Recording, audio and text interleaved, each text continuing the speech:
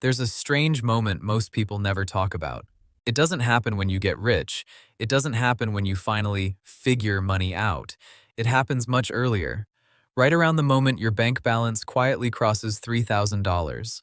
Not life-changing money, not freedom money, not even close. But something about it feels different. Not because your life changes overnight, but because the way your mind responds to money starts to shift. And most people miss this completely. They assume financial change begins with big numbers, but in reality, it begins with a small psychological break in survival thinking.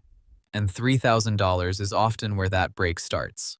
For most people, $3,000 represents something very specific. It's not just savings. It's roughly 1 to 2 months of survival breathing room, rent, food, transport, essentials, and that changes everything.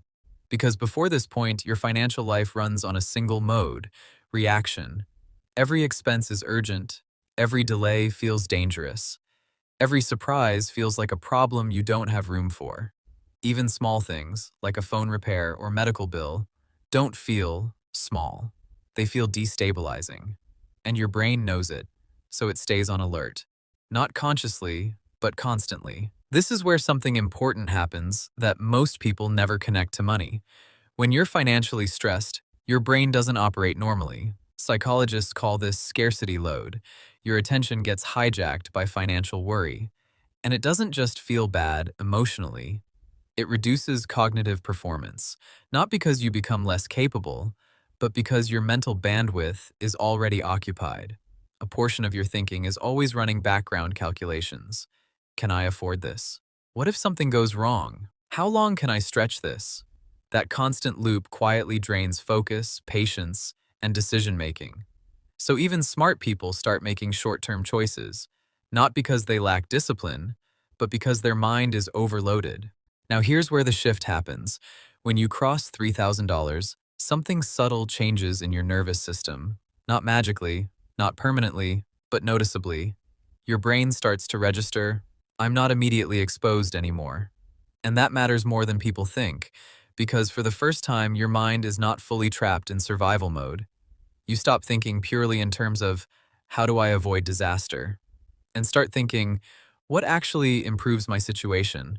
That's a completely different operating system. One is defensive, the other is directional. There's another shift happening at the same time, and this one is even more important. Before $3,000, most people carry an identity like, I'm bad with money, I can't save, money always disappears.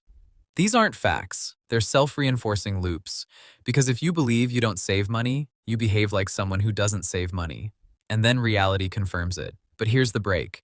When you finally see $3,000 sitting in your account, the story stops matching reality, even if only slightly. And that contradiction creates friction in your identity.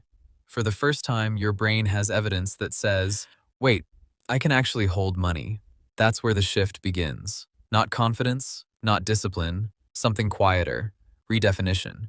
You start acting slightly differently without realizing it. You cancel one unused subscription. You think twice before impulse spending. You start protecting the balance instead of resetting it. Small behaviors, but they accumulate. Here's something almost nobody explains clearly. Money doesn't improve your life in a straight line. It improves it in threshold jumps. Because below a certain level, every unexpected expense resets your progress. But after a small buffer exists, setbacks don't erase everything anymore. That changes risk perception. And risk perception controls behavior more than income does. At $3,000, something important happens. You stop treating every financial decision like a survival threat. And that opens up a hidden category of opportunities you previously ignored. Small investments in skills, better tools or courses, side income experiments, even better job negotiation behavior. Not because you suddenly have extra money, but because your brain is no longer in panic mode. This is one of the most underrated effects. When you're broke, work feels like dependency. You tolerate things you shouldn't. You avoid speaking up. You don't push back even when you should, because the cost of losing stability feels too high. But with even a small buffer like $3,000, something shifts internally. You're not reckless, you're just no longer desperate. And that changes how you behave. You ask better questions. You negotiate more confidently. You stop absorbing unfair situations silently. And people respond to that. Not because they know your bank balance, but because your energy changes. Now let's ground this in something real. At $3,000, if it's simply sitting in a high-yield account, it already starts generating returns. Small, yes. Symbolic, yes. But important psychologically, because it introduces a new concept, money that doesn't require your time. That idea is the real turning point, not the return itself, but the realization that your money can begin working even when you are not. And once that idea enters your thinking, it doesn't leave, it scales. Because the next step is not random, it becomes structural. $3,000 to $5,000 to $10,000 to $25,000, and each level reinforces the identity you're building. There's another effect that almost never gets discussed, and it might be the most valuable one. When you're broke, your mind is constantly managing micro-crises, delaying payments, juggling expenses, stressing over timing, calculating survival gaps. This doesn't just cost money, it costs attention. But once a buffer exists, those micro-crises reduce, and something unexpected appears. Mental quiet. Not happiness, not success, just space. And in that space, people start doing something new. They think ahead. They plan instead of react. They explore instead of survive. They imagine instead of calculate. And that's where financial growth actually begins.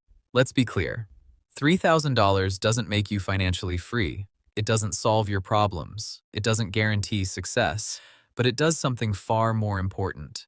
It changes your default mode of thinking, from survival to stability. And once that shift happens, everything after becomes easier. Not because life gets simpler, but because your decisions get clearer. Here's what most people misunderstand. The hardest part is not going from $3,000 to $10,000. The hardest part is getting to $3,000 at all, because that's where identity is still fragile, where setbacks reset you, where doubt feels permanent, where progress doesn't feel stable yet. But once you reach it, even once, you gain something irreversible, proof that you can build financial momentum. And that proof changes how you approach everything that comes after. $3,000 is not the destination. It's the first moment your life stops being purely reactive. It's the first time money becomes something you can actually hold, not just chase. And for most people, that small shift is where everything quietly begins.